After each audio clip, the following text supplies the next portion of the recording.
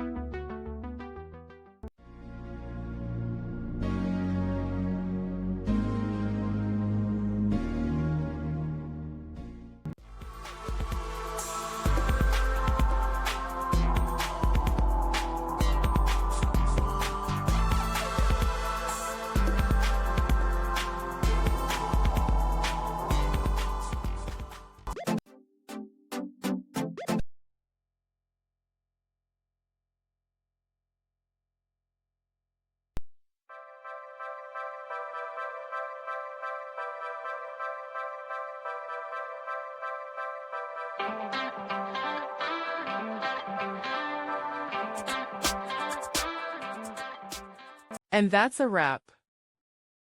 I hope you found the answer you were looking for. If you did, take a second to hit that subscribe button. It really helps out. And let me know in the comments which solution worked best for you. See you next time in the debug zone.